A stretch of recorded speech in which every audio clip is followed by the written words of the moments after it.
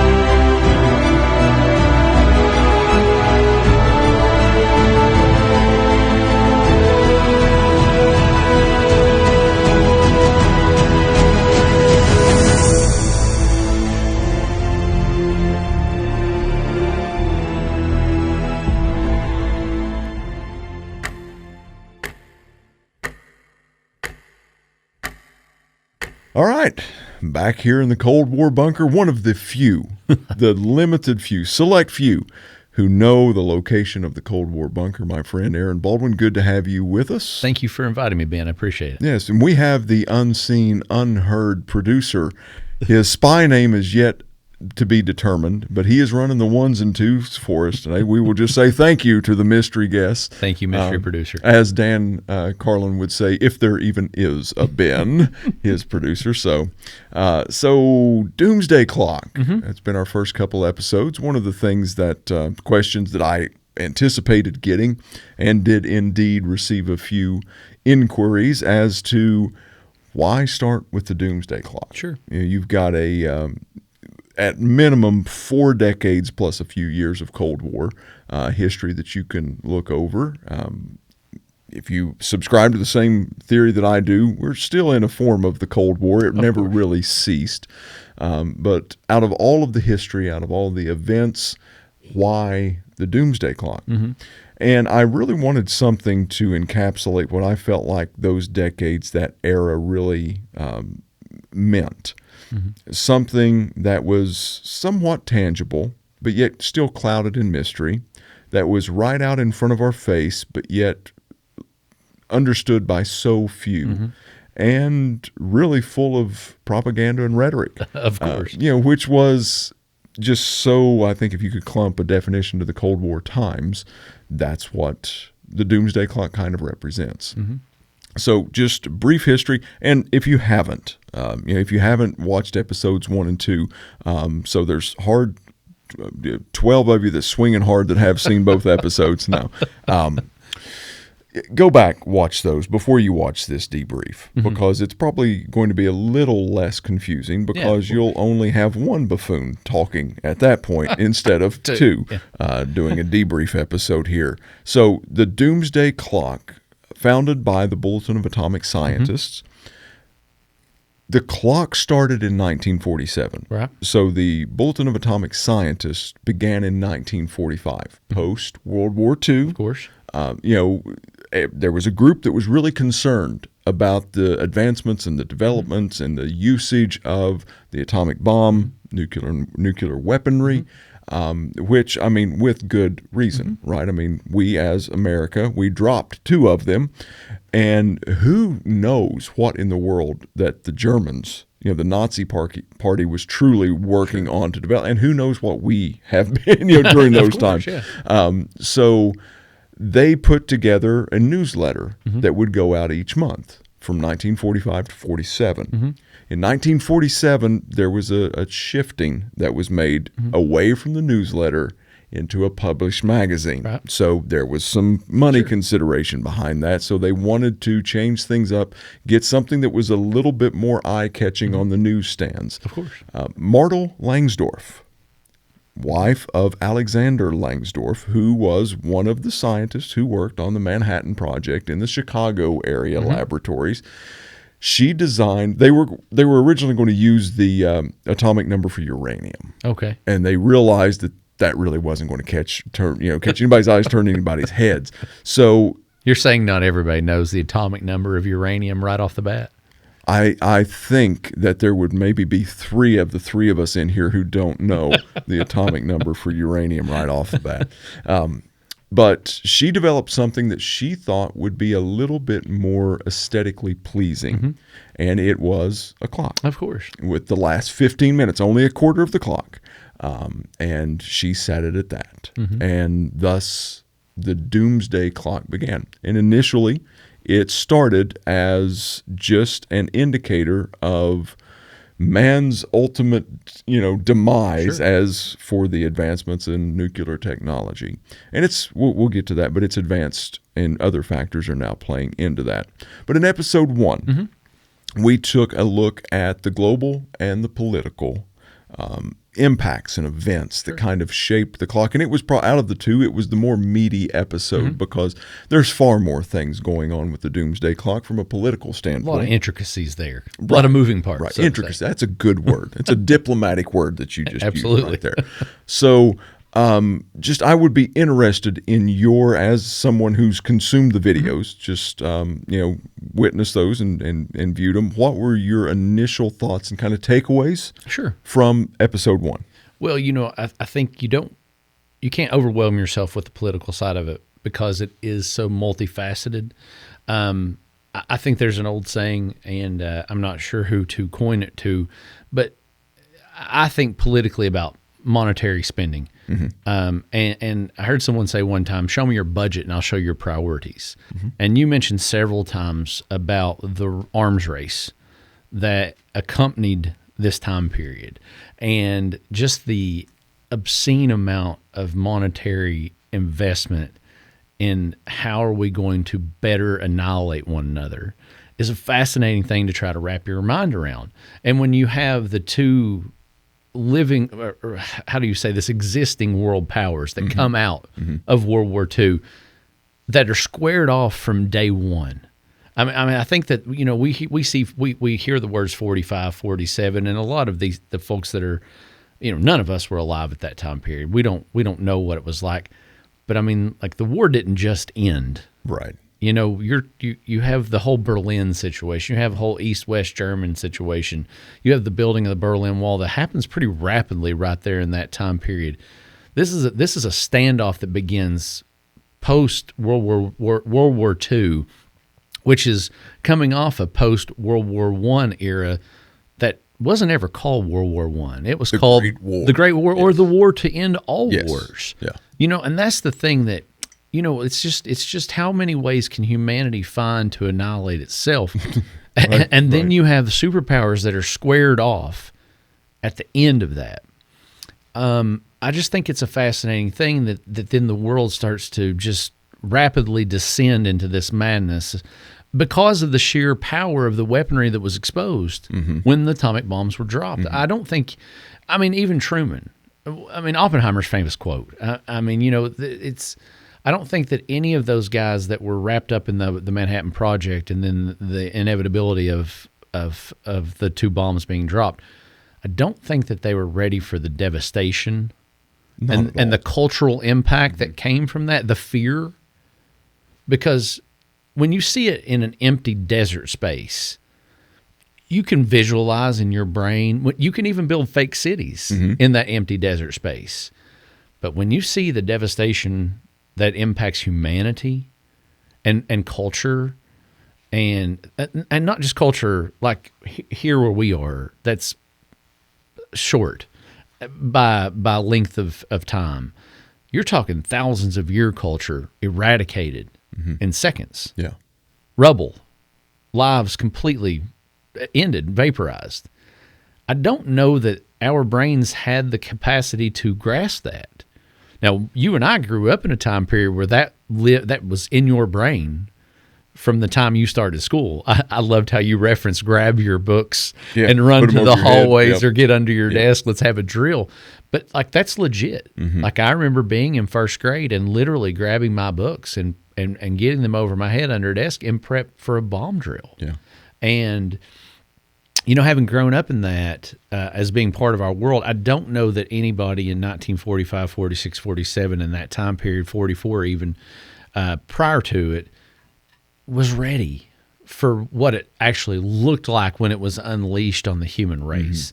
And then, so if you're a government and you're saying, how can I best protect myself or my citizenry, I got to go get me one of them there things. Right. The mutual destruction of course. type concept that the Soviet Union and the United States functioned. Yes. So, and we're still functioning in today. It's the idea of deterrence. You know, it's the idea, if we all come to a party with the same size gun, we should all be okay, because the threat that we all had the same size gun balances out the opposition. When in reality, you know, eye for an eye leaves everyone blind. Right, exactly. Well, and a tooth for a tooth, no one can eat. Exactly. So, just made that up. I like this. Anyhow, so the maneuvering, the chess game, between the two nations began far before the World War II, because once they had gotten word, whenever they told Stalin about the Trinity test and the bombs and stuff, he was zero surprised, because there were people within the Manhattan Project that were passing along information to the Russians. And I think at the end of the day that I think when you have something that you realize is that foundationally shifting, it's hard to keep that under wraps, especially inside the scientific community. Because once you realize that something scientifically can do this, I don't think that those folks are inclined to keep that kind of thing secretive, because they see it. Let's be honest here. Nuclear power is a fascinating thing that we are just scratching the surface of, the capabilities about keeping the entire human race warm or whatever for, and we live in a place where coal has been a standard for that type of energy, and nuclear has the capabilities to go way past that. And so, I think from a scientific standpoint, it's hard to keep that stuff under wraps. As a government, you're sitting here going, man, are we the only ones that have this kind of knowledge? Well, we knew the Germans had it, because we're taking we're getting every one of their scientists that we can bring back, and we're taking those guys, and they're the ones that are leading this stuff. And so it was bound to happen that it was going to leak out. I mean, knowledge is not secretive. Once you have those keys to unlock those drawers, you start being able to enter into those things. And I think that spycraft, you had mentioned spies and stuff. I think that's that's centuries old. I mean, that's been going on since the dawn of humanity and the dawn of civilization. People have been trying to capture the secrets of other civilizations. And it ramped up dramatically, when the world started to shrink with the world wars. The secret sharing and trying to be able to take the secrets of your enemies or your opposition became huge. And what better way than to do it through things that can shift the dynamic so rapidly as something like a nuclear weapon. And I think one of the primary reasons and the motivations for the atomic, the Bulletin of Atomic Scientists, December 1945, was they really began to understand, because whether it was in New York, whether it was in Chicago, whether it was in Pine Ridge, Tennessee, whether it was in the desert, Alamogordo out there, whether it was in Washington, all of the information was compartmentalized, of course, within the Manhattan Project. So even the scientists who were on the same side, quote unquote same team, they didn't know the totality of what they were working on. So they saw this as just an existential threat to humanity, which it was / is. And that led them to, I believe, the intent of the Doomsday Clock. What came to be the Doomsday Clock is this level of transparency, or at least level of awareness across the board, not only to the scientists who are on the same team, but worldwide, let's look at this, and whether it's a free market, so to speak, of shared information or not, let's at least break the tops, open the lids to this compartmentalization that we all tend to do and get some information out there. Well, and the other side of that coin too is not just transparency, but I think that where we were coming out of, where you had dictatorial, enemies in our side of people like Hitler's ilk, and people in our view like Stalin's ilk. I think that was so present in the mind's eye of those folks that, like, hey, and again, we are biased to our own sensitivities here, but as an American, folks are sitting here going, look, we're a land of democracy. Our president can't just do, we have channels of things that have to go along. We can't just unleash this haphazardly, so to speak. But what if another Hitler comes rapidly? Right. What if another Stalin, or what if Stalin? And what if? Yeah. What if that person comes along who doesn't have any qualms pushing the buttons multiple times over and over again? I think transparency, yes, because they are scared of the impact that can make. But I also think that Hitler is probably living rent-free in a lot of people's minds, and especially after the horrors of the concentration camps had come to light at this point. And the horrors of like you had mentioned, what were the Nazis doing behind closed doors that none of us were aware of? Right. And some of that stuff has started to come out because the Nuremberg trials were happening, and you had this information that was the officers were saying, oh, you think that's bad? Well, let me tell you what they had these cats over here doing. Yeah. And that stuff starts coming out, the horrible medical, trials that they were trying to do, the methamphetamines that they were feeding their soldiers, the trials that they were doing with their pilots.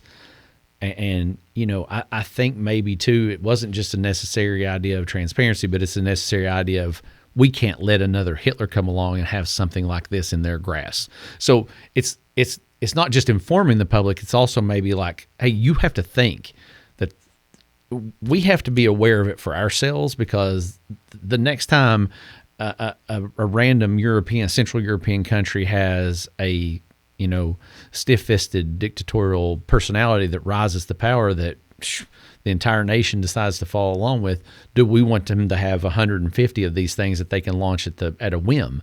Because let's be honest here, had Hitler had those when he ran into the Red Wall as he's trying to approach Moscow and ends up at the stalemate that he ends up with, he fires all that he needs to clear that out and takes Russia, and they're out of the war. Coming out of a minigun at that point. Exactly. Yeah. And we are literally living in the Third Reich at that point because Europe falls. And so I think transparency is a definite factor for the scientific community, and I think it still is to this day with a lot of the things that they try to do.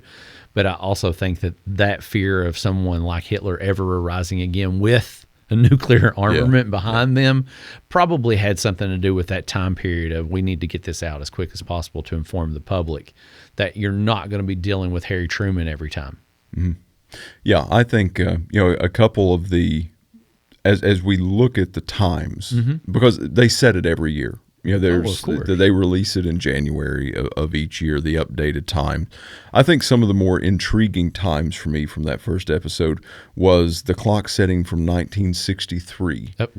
Why not? Like it had actually lessened after the Cuban Missile Crisis, which to me was a little bit intriguing, just because instead of ramping up, I think that they looked at this. Okay, so maybe our leaders and maybe humanity does stand a chance of level heads prevailing here. We walk to the brink. Yeah. We walk to the brink and we step back. And I think that was the point was, and again, we're looking at it from our own perspective, hindsight, with American eyes, Yeah. Confirmation bias, exactly. No doubt. And so we hope that our president, whomever that may be, would walk that back given the opportunity. But we have to remember that it wasn't just our president that walked that back. That there were folks from the Soviet Union that said, we are in a really good position right here. We have missiles in Cuba that can hit D.C., that can hit Chicago, that could hit, the eastern seaboard as it needs. And all they had to do was say, go. And yes, we know they're going to be fired right back at us from Turkey and from Germany. Have you met my friend Turkey? Of course. Yeah. I mean, but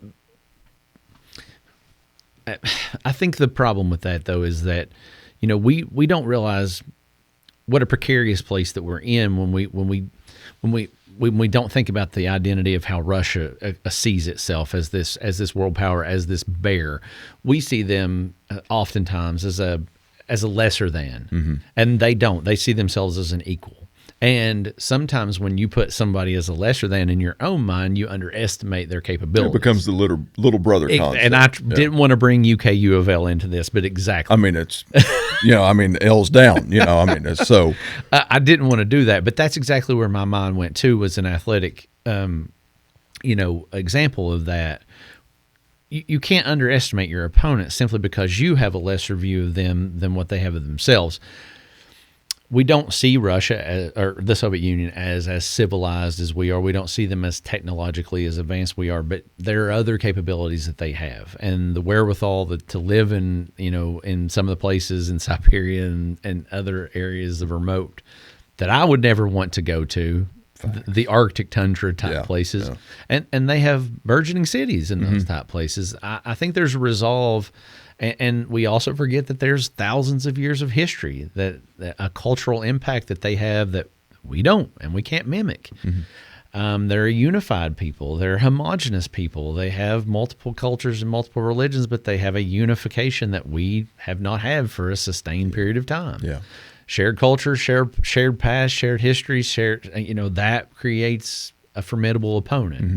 We've seen that in Vietnam. Yep. We've seen that in Afghanistan. We've seen it in Iraq. When we should be the overwhelming force, when you run up against the people that have those things, you may have the overwhelming technological influence, but it doesn't always mean you're going to be the winner. Yeah. And even culturally, you may not even be the winner. You may come in on the other side, not where you want to be in that regard either.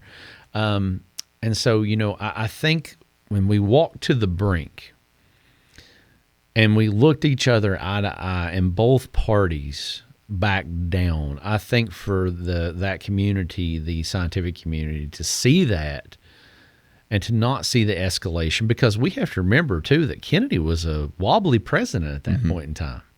He was popular, but he hadn't won by a very large margin when he was first elected. We romanticize Kennedy now because of what happened. Granted, Camelot, though, comes after the fact, that after the assassination. He was a wobbly president.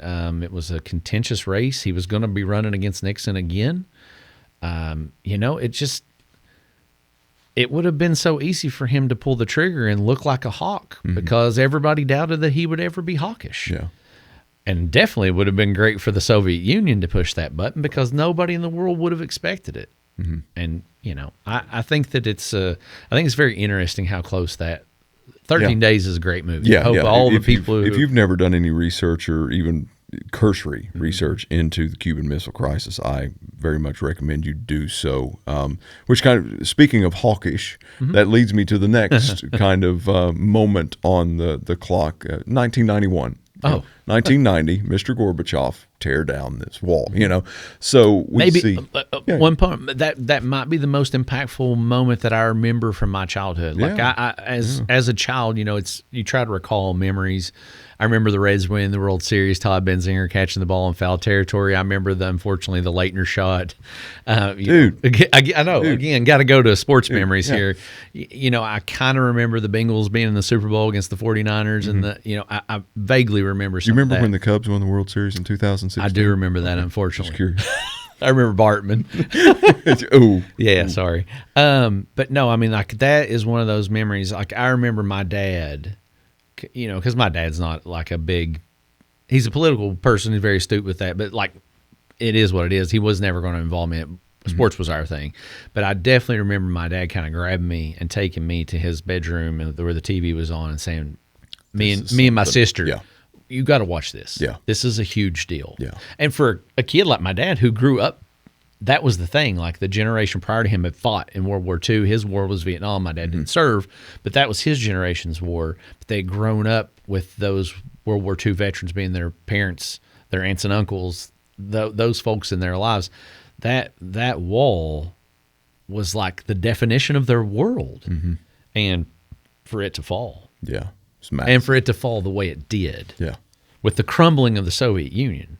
You know, the wall doesn't just fall. The entirety of their society. It was an ideal that fell. Of course. Yeah. It was. You're exactly right. And communism had, you know, it's one thing you didn't really mention communism as an ideology in the first show, but communism had this iron grip, early 20th century up until that point that it was something formidable. And, you know, I mean, you could just drop that hat and you could emblazon your political opponent by labeling them in the United States, by labeling them a communist, and that was it. Yeah. If there was any validity. Say they were red. Absolutely. And if there was any validity to it, that person's political career was ended. I mean, how many Hollywood careers were ended because they were a red or that they had communist ties? I mean, how many local politicians, how many local lawyers and judges got painted in that light and were blackballed and disbarred and, you know, ran out of town on a rail, literally. And for that to just in one fell swoop of sledgehammers by young people and old people alike there in Berlin come crumbling down. I mean, think about, I mean, you know, if you just go to the ideology of the Cold War starting there, and then you have the Red Scare, and then you have the Korean War, and then you have the Vietnam War, and then you have all the protest movements that go through the late 60s and which are all 70s. proxy power Absolutely. plays. Yeah. And then you go to the Iran crisis in the 70s, and you have the oil crisis, and you have the Egypt, the Israeli conflicts there in the Middle East, and then you have the Gulf War. I mean, like all of that. It's a straight line from the communist stuff that comes out of the Communist Manifesto that, you know, that's written in the late 18th, well, I can't even remember when. Yeah, you're right. May want to cut that. No. When Marx writes that and Engels and these guys start to profess this ideology, and then, you know, the Soviet Union grabs it and runs with it. I mean, we still have China. That's kind of a whole nother thing that we're not touching yet. But as far as our 1A enemy, it just fell. I mean, overnight. And you know, you'd mentioned we'll kind of transition a little bit here. We'll segue to episode 2, where we looked at, you know, pop culture. You know, basically, you know, there were so many things. As I look back now, one of the things that you don't realize as you're growing up in the midst of, but you can look back now, is how much that the Cold War shaped our entertainment industry, everything. You know, from Hollywood to the music industry to the books we read to what we were taught in our schools. So I'd be interested to hear some of your thoughts on the reflection that the Doomsday Clock tried to encapsulate on exactly how it affected our day in, day out lives in pop culture. Okay. Well, then I'm just going to have to go ahead and bring the confession out right now. Okay. I still cry when I hear "I Am a Real American," the Hulk Hogan theme song. My dude, things just got real up in here. I'm not going to You said before we started recording here, you said, I kind of feel like I'm at a therapy couch here. It's like, all right, we just opened up we opened some stuff up right here now. Ben, I mean, you know, I really can't, that's somewhat true. It's just a tear. It's not a full-on cry. It's alligator. But like that was our world. Like, I mean, you think of Rocky. Yeah. I mean, you think of Hulk Hogan. Yeah. I mean, you know, they were literally the embodiment of what we were taught as kids: is that there is an enemy. It's good versus evil, man. I mean, I played with G.I. Joe kids that were or as a kid, I played with G.I. Joe figurines that were fighting this Cobra. Yeah. That's just just somewhat may have been, you know, dressed in a way to mimic a certain. It was everywhere. It was ever present. It was in our music. It was in our movies. Springsteen, Billy Joel. I mean, it was everywhere. It was Scorpions. Oh, goodness. I was actually just thinking Wind of Change. Yeah, my man. Heard it at the gym. Listen. Podcast recommendation, by the way. There is a podcast out there. It's either an 8 to a 10 episode show called Wind of Change. Oh, really? About the conspiracy behind the writing and performing of Wind of Change. So check it out. I'll put a link in the show notes to this. Wow. Well, so as I grew up, and you said it best, you start to kind of see those things more and more.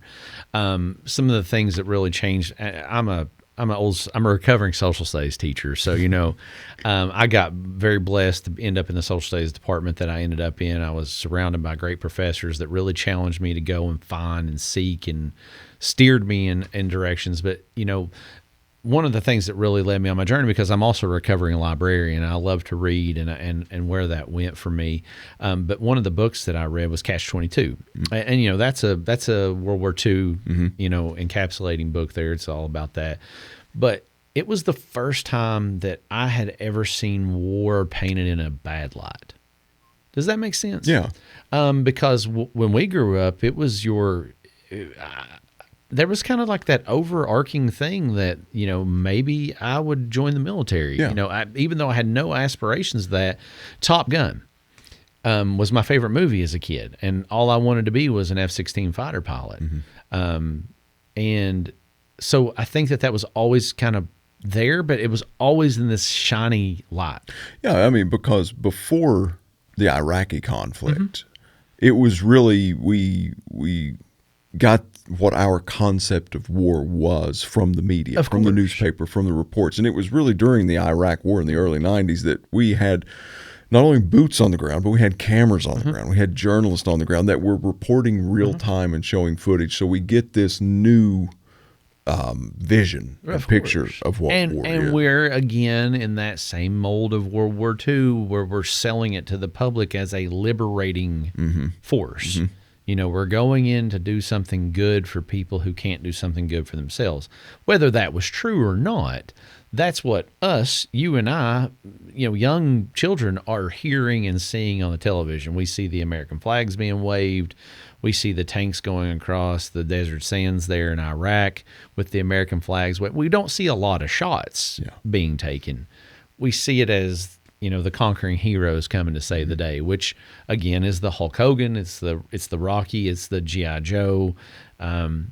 It's that same ideology. I think it was just so ever present that we were the good guys and they were the bad guys. I didn't get to, I wasn't alive at the time of the Olympic, the ice hockey game between the two, but it was always kind of talked about in athletics. Al Michaels was. Do you believe in miracles? Exactly. Yeah. Al Michaels was everywhere because of that famous statement, "Do you believe in miracles?"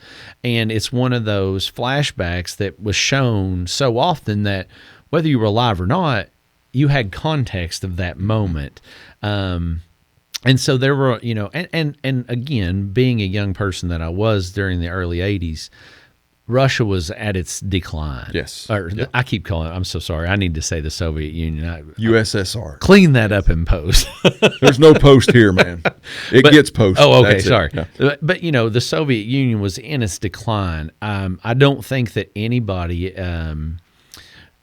possibly last grasp 81, 82, but I was so young at the time that wouldn't have been anything that impacted me culturally. But we were so much more in a good place as a society here. And again, those are some jaded eyes or some not jaded eyes looking at that. That's me looking back at a wistful childhood, spinning suburbia.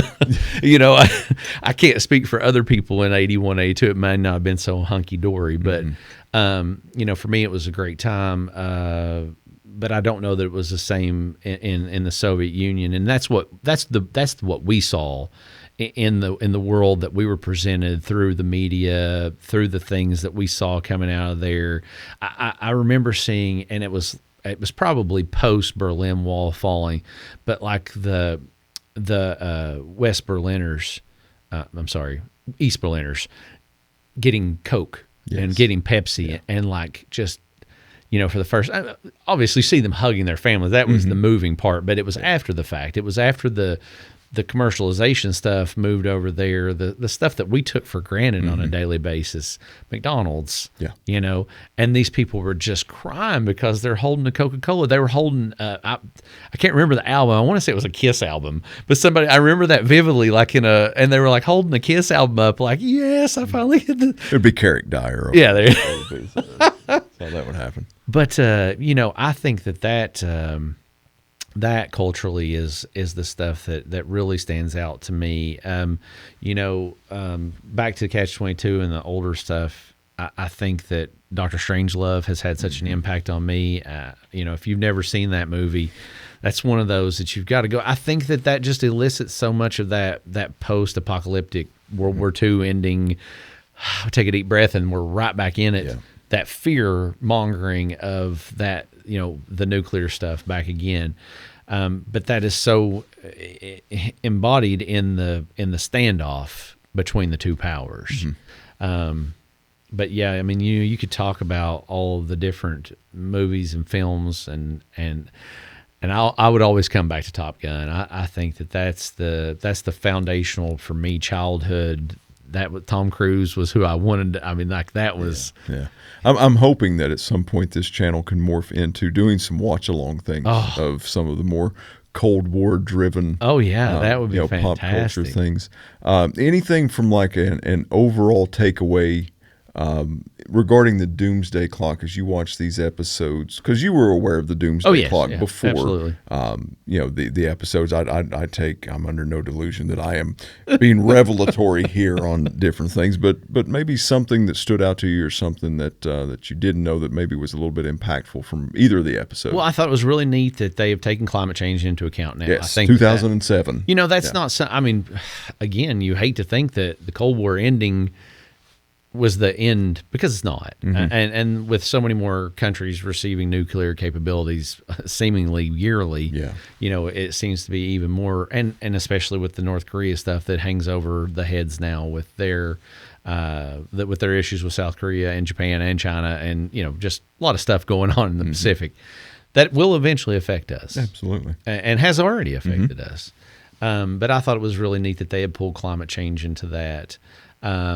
I thought there were a couple mentions about the walkbacks that I thought were interesting, like you had pointed out, that I didn't see coming. So many different treaties. Well, like SALT. I thought SALT would have been a bigger walkback because the strategic arms limitation was a huge win for Nixon.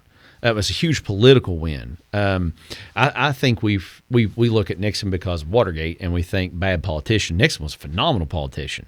And like you talk about people who could read a room. Nixon read a room. Yeah. The problem was he ran against like the handsomest, most well-spoken and fluid candidate. One of the most charismatic candidates Kennedy ever of all time. But he and Eisenhower were this amazing team. Eisenhower was that face, and Eisenhower was the aura, and Nixon was the guy with the brass tacks. Like Nixon was the guy who had the chops when it came to politics. Eisenhower wasn't a politician; he was a general. Yeah, and that's what he did presidentially. Nixon had the chops about policy. Yeah. And that's why he was there. And we forget how good of a politician he was from there through the 60s. SALT was a huge win for America. I mean, we were in such a powerful position, we could start to draw back some. I mean, and we made Russia concede some stuff, and that they didn't want to concede, and they had to. and those should be wins. And I was kind of surprised that it didn't walk back as much. Mm-hmm. And like I think actually you said wink and a nod. Yeah. That's probably more so because I'm reading it very stale. I'm reading it from archival stuff. Yes. I wasn't in the moment. These people that were rating the clock at that time were living in the moment and sitting there going, "Oh yeah, we're really going to do this." Yeah, yeah. Wink, wink, nod, nod. And so maybe as somebody who wasn't living in it, I didn't grasp it the way they did. Just exactly like I grasped something like the Hulk Hogan reference. Yeah. If we have any younger viewers, they're going to be like, "He cried over a Hulk Hogan entrance song." Well, if you didn't live through that, you'll never get that. You didn't say your prayers or take your vitamins. Absolutely. Period. Or eat your greens. Right. Oh. All right, yeah. So yeah, that was the back and forth. The chess match has always just fascinated me, and that's one of the things that you'll see over the life of this channel is everything was a chess match. It was just a back and forth. So yeah, that was one of the things that stood out to me is just looking back at it retrospectively in hindsight type thing of how much that maneuvering just on the surface level was. So we'll wrap this up. Any final thoughts? Well, I think it's really neat what you're doing. I think it's one of those things that impacted our lives so massively, but yet we weren't directly affected by it ever. I mean, cursory, yes, totally. I mean, it totally changed our entire world. I mean, seatbelts, microwaves, 1,000 things you could go through just with the NASA side of things. And then, you talk about military technology, not easy for you to say. Technological advancements that have impacted us drastically. I mean, you could go 1,000 different directions. But as far as large-scale war and large-scale destruction, we never felt that. It was just always on the periphery. Oh, that looming kind of thing. And so I think this is a really neat, because are we getting ready to enter into this again on a global scale I don't want to be defeatist here or, George Orwellian, but, are we getting ready to enter into this where the NATO countries versus non-NATO countries? Yeah. Are you getting ready to enter into this where it's the countries that produce certain resources that have never been valuable before, but because of cell phones, because of different battery technologies, they're going to be extremely important going forward. Are those countries going to rise? So I think this is one of those time periods where, Howard Zinn and those historians from the past have talked about the importance of understanding history, because it does repeat itself. It's not verbatim.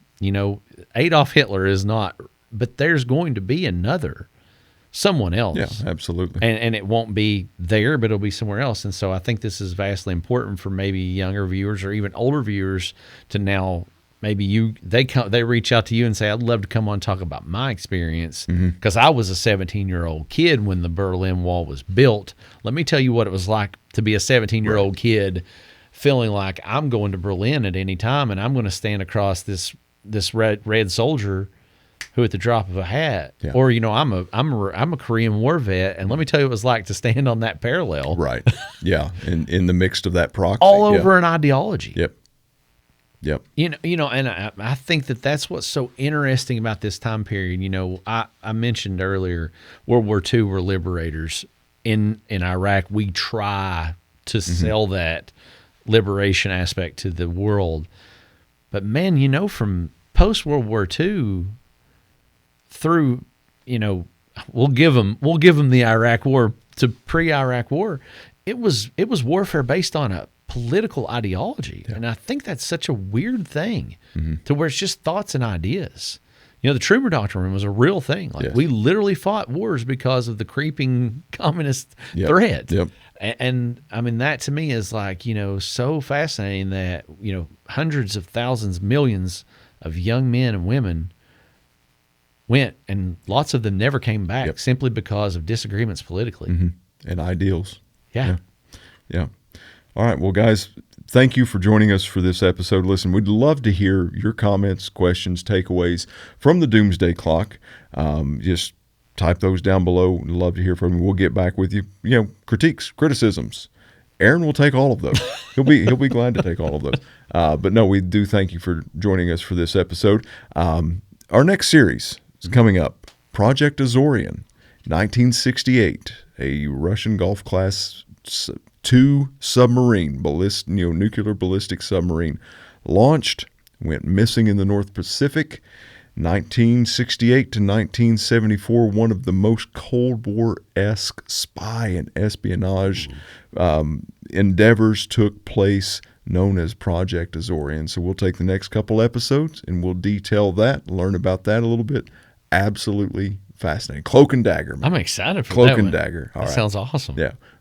Aaron, thank you once Thanks, again. man. It was an honor, man. Yes, unrecognizable name and face in the corner running the tech for us. Thank you. Appreciate your efforts and your time. Appreciate you watching. See you next time.